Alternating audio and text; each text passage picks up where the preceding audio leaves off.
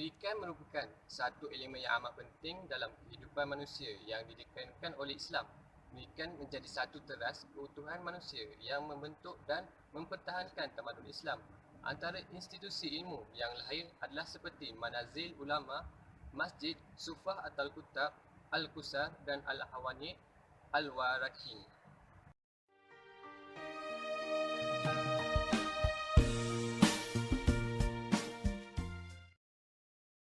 Institusi madrasah. Hasil paparan perkembangan institusi pengajian tinggi dapat dirumuskan bahawa madrasah adalah hasil revolusi atau tersusun daripada 3 tahap perkembangan institusi pengajian Islam, iaitu Masjid Jami',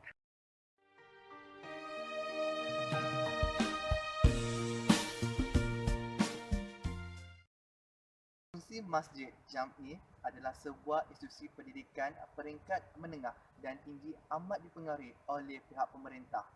Tenaga pengajar yang bertugas di masjid atau jami' dipilih oleh Tenaga pengajar yang bertugas di masjid dan jami' akan dipilih oleh pihak pemerintah dan dibayar gaji.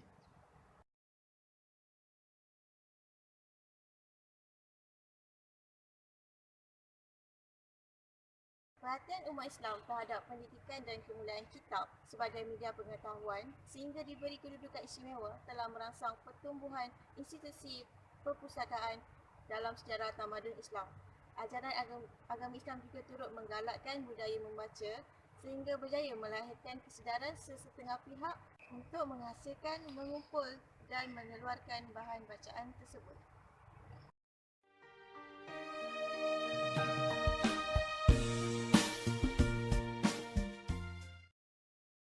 Sejarah telah membuktikan bahawa perkembangan kutab begitu pesat pada akhir abad pertama yang menghimpunkan beribu pelajar. Kepesatan perkembangannya dapat dibuktikan melalui laporan Ibn Hawkan bahawa terdapat 300 orang guru di kutab dan 3,000 orang pelajar di kutab Al-Qasim Al-Bakri. Yang pertama, Masjid Jami'. Pengajian dilaksanakan di institusi jenis ini sejak abad pertama Hijrah. Yang kedua, Masjid Khan. Masjid yang dibina dengan kemudahan penempatan atau asrama untuk kemudahan para penuntut yang datang dari jauh. Masjid Khan ini amat menonjol pertumbuhan dan peranannya pada zaman kerajaan Buwaiyah di Baghdad abad ke-4 Hijrah atau 10 Masihi. Yang ketiga, madrasah. Fungsi madrasah yang muncul sejak abad ke-4 hingga 5 Hijrah bertindih dengan kedudukan dan peranan masjid. Kedua-dua institusi ini mempunyai fungsi dan kedudukan yang sukar dipisahkan dalam suatu jangka masa yang lama. Secara bertahap, akhirnya lahir akademi atau institusi pendidikan madrasah yang sistematik di dunia Islam yang benar-benar menyediakan kemudahan-kemudahan fizikal, pembelajaran untuk para penuntut ilmu serta menjadi model kepada institusi-institusi pengajian tinggi yang muncul kemudian. Antara institusi pendidikan tersebut ialah Madrasah Nizamiyah yang menampilkan imej serta ciri tersendiri pada akhir era Abbasiyah.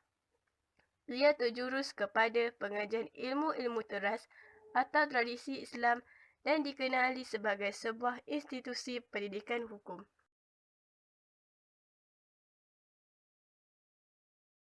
Faktor ini seterusnya telah menyumbang kepada pertumbuhan institusi perpustakaan. Institusi perpustakaan dalam sejarah tamadun Islam dikategorikan kepada 3 jenis, iaitu yang pertama, perpustakaan umum yang kebiasaannya merupakan bahagian daripada masjid dan madrasah. Perpustakaan jenis ini terbuka kepada sesiapa sahaja yang ingin menggunakan koleksinya. Contoh perpustakaan jenis ini seperti Bait Al-Hikmah, Khizanat Sabur atau Dar Al-Ilmi. Yang kedua, perpustakaan secara umum yang disediakan untuk sesetengah golongan sahaja seperti tokoh ilmuwan terkenal dan golongan bangsawan. Perpustakaan ini biasanya dibina di istana-istana.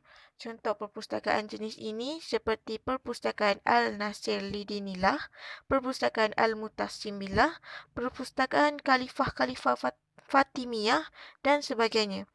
Yang seterusnya adalah perpustakaan pribadi yang merupakan milik individu, sama ada dari kalangan ahli sarjana atau individu yang mengumpulkan koleksi kitab. Contoh perpustakaan jenis ini seperti perpustakaan Fat bin Khohan, perpustakaan Hunay bin Ishaq dan perpustakaan Mubashir. Kutab merupakan sekolah-sekolah tradisional untuk mengajar kanak-kanak membaca dan menulis serta menghafal Al-Quran. Penulis-penulis barat pula mengistilahkan kutab sebagai Quranic School atau sekolah Al-Quran. Pada era awal Abbasiyah, kutab didirikan di seluruh wilayah Islam. Struktur dan metod pengajaran di kutab banyak dipengaruhi oleh sekolah-sekolah rendah Romawi dan Parsi, tetapi kurikulumnya bercorak Islam dan Arab tulen. Begitu juga dengan bidang-bidang pengajian yang hendak dilaksanakan di dalamnya mestilah mendapat persetujuan dari pihak pemerintah. Namun begitu, perubahan politik tidak terlalu mengganggu pendidikan yang dilaksanakan di masjid-masjid biasa. Masyarakat setempat atau pemberi wakaf bebas melakukan kegiatan pendidikan yang dianggap sesuai dengan keinginan mereka. Antara institusi masjid yang berkembang pesat dalam bidang keilmuan adalah Al-Azhar di Mesir yang menyelahkan pencapaian keilmuan dan pendidikan Islam menjelang abad ke-4 Hijrah atau 10 Masihi. Perkembangan masjid yang semakin pesat sebagai pusat pendidikan telah mencetuskan idea untuk membina penginapan para pelajar yang mengikuti pengajian dan dikenali sebagai khan. Secara umum, perkataan khan membawa maksud penginapan, asrama dan lain-lain lagi. Kebiasaannya, kewangan khan ditampung oleh wakaf dan penghasilannya dimanfaatkan oleh pelbagai kepentingan sosial. Walau dalam skala kecil khan telah ditemui pada abad ke-4 Hijrah atau 10 Masihi atau sebelum daripada itu, namun khan yang hanya menjadi fenomena baru dalam sejarah pendidikan Islam pada penghujung abad yang sama.